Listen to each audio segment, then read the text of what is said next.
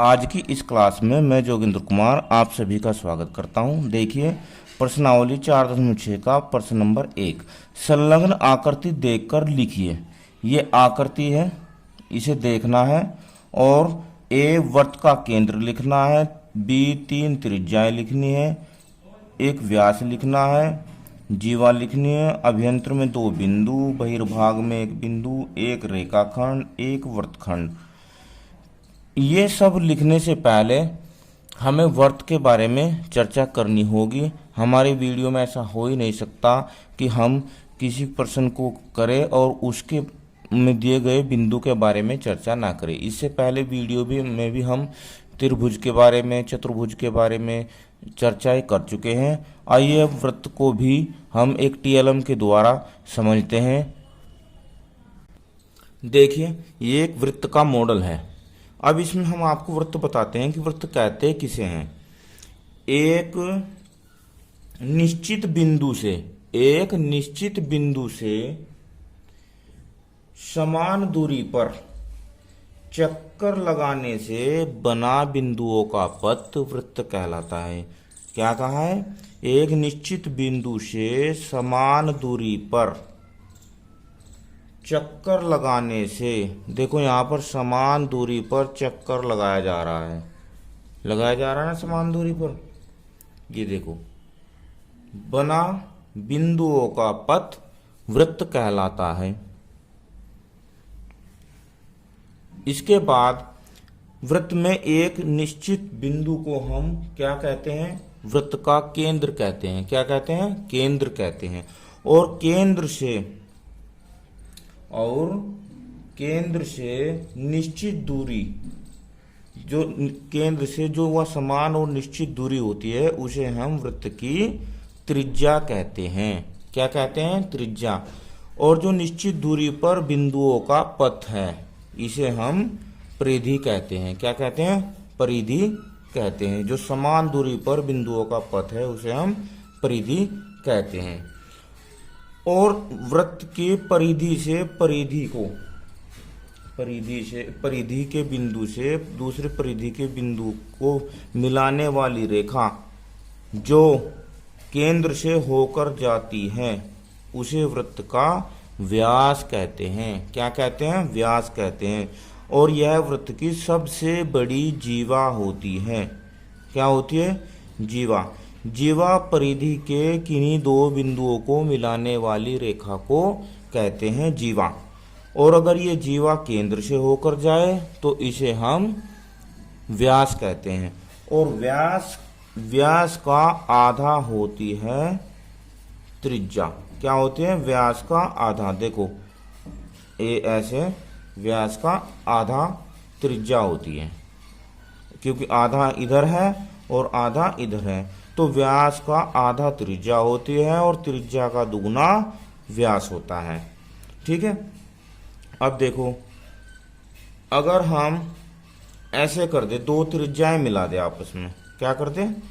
एक तो त्रिज्या ये है, एक त्रिज्या ये है। अगर इन 2 त्रिज्याओं को मिला देते हैं और यहाँ पर इतने इस भाग को कहते हैं त्रिज्य खंड। क्या कहते हैं? त्रिज्य खंड। और ये तो हो गया त्रिज्य खंड। अब देखो इसे क्या कहेंगे, बताओ बच्चों, इसे क्या कहेंगे? ये लाइन क्या कहलाती है? अभी बताया था मैंने आपको, इस लाइन को कहते हैं जीवा। क्या कहते हैं? जीवा। और जो इतना ये भाग है इसे बोलते हैं वृत्तखंड। क्या बोलते हैं? वृत्तखंड। और एक अगर इस जीवा को हम केंद्र से लेकर जाते हैं तो यह वृत्त के 2 भाग हो जाते हैं इसमें। तो इधर वाले भाग को क्या कहते हैं? अर्धवृत्त। यानी कि वृत्त का ये हो गया आधा भाग, तो अर्धवृत्त ये हो गया, अर्धवृत्त ही ये हो गया। ठीक है। अब मैं ये समझ पा रहा हूं कि आपको वृत्त के बारे में जानकारी हो गई। एक वृत्त में एक केंद्र होता है जो बिल्कुल सेंटर में होता है। केंद्र से समान दूरी पर जो बिंदुओं का पथ है उसे परिधि बोलते हैं। केंद्र से परिधि के बीच की दूरी को त्रिज्या कहते हैं। दो त्रिज्याएं मिलाई जाती हैं तो उनके बीच के क्षेत्र को त्रिज्य खंड कहते हैं। परिधि से परिधि के बिंदु को मिलाने वाली रेखा को जीवा कहते हैं।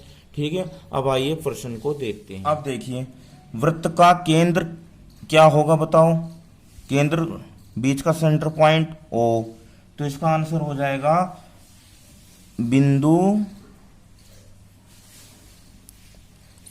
ओ।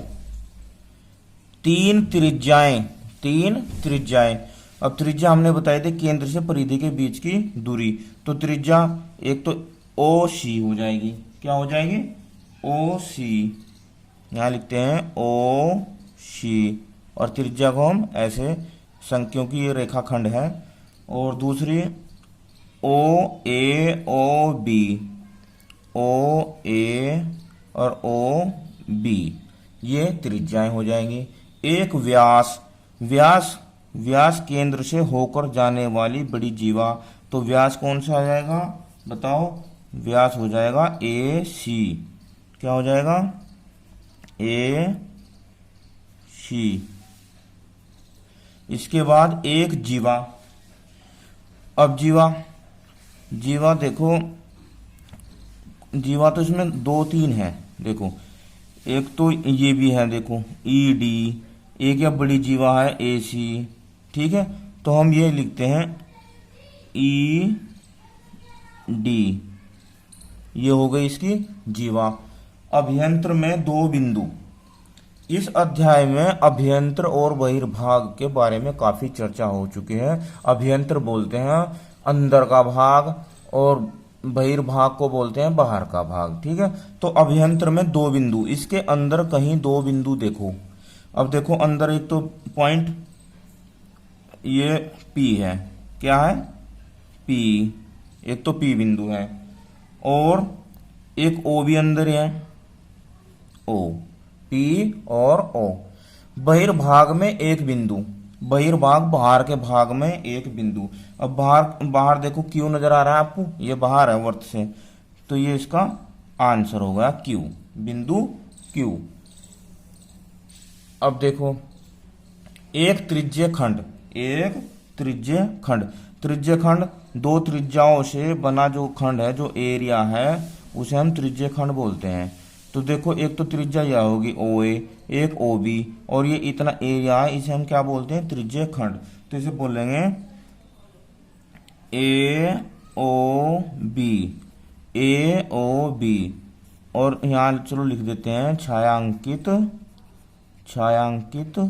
भाग। इसके बाद एक वृत्तखंड,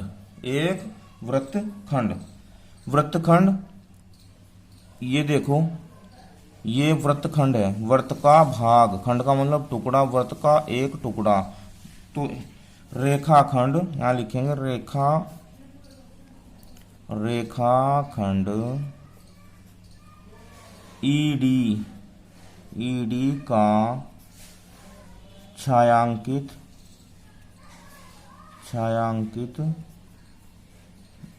भाग। अब इस प्रश्न में हमने सभी बिंदुओं के नाम लिख दिए हैं जो उसने पूछे हैं। आशा करता हूं आपको वृत्त के बारे में जानकारी हो गई होगी, वृत्त के भागों के बारे में भी जानकारी हो गई होगी। वीडियो कैसी लगी मुझे कमेंट में जरूर बताना। धन्यवाद, आपका दिन शुभ हो। प्रश्न नंबर 2, क्या वृत्त का प्रत्येक व्यास उसकी एक जीवा भी होता है? देखो, हम ये एक वृत्त बना लेते हैं। क्या कहा उसने? ये तो सेंटर हो गया, केंद्र। वृत्त का प्रत्येक व्यास, अब व्यास बोलते हैं परिधि से परिधि के बीच की दूरी जो केंद्र से होकर जाती है, इसे जीवा भी बोलते हैं। अब उसने कहा प्रत्येक व्यास, एक इधर को व्यास कर लेते हैं, एक इधर को व्यास, ये किसी भी तरह, ये उसने कहा कि प्रत्येक व्यास उसकी जीवा भी होता है। बिल्कुल, देखो सारे के सारे जो जितने भी व्यास हमने खींचे केंद्र से होकर जाने वाली रेखा, ये सभी के सभी जीवा भी है। तो इसका आंसर आएगा हाँ। क्या आएगा? हाँ, प्रत्येक व्यास जीवा है। अब दूसरा प्रश्न दिया है इसमें ही बी, क्या वृत्त की प्रत्येक जीवा उसका एक व्यास भी होती है। अब देखो ये वृत्त है, अब जीवा, इसे भी जीवा बोलते हैं, इसे भी जीवा बोलते हैं, इसे भी जीवा बोलते हैं, तो क्या ये व्यास है, और इसे भी जीवा बोलते हैं जो केंद्र से होकर जा रही। तो जो केंद्र से होकर जा रही रेखा वही व्यास कहलाती है, बाकी जो जीवाएं हैं वे व्यास नहीं होती हैं। तो इसका उत्तर है नहीं, प्रत्येक जीवा व्यास नहीं होती है। वीडियो कैसी लगी मुझे कमेंट में जरूर बताना। धन्यवाद, आपका दिन शुभ हो।